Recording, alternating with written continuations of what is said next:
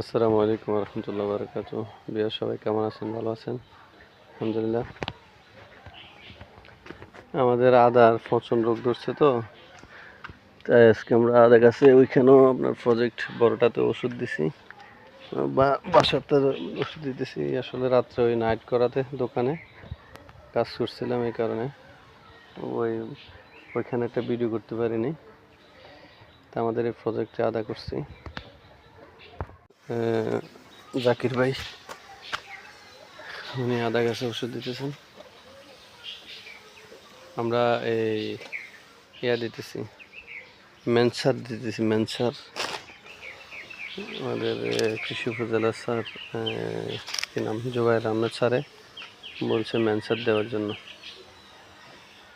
মেনসার 2 গ্রুপের কাজ করে, তো এই কারণে মেনসার দেওয়া হইতেছে।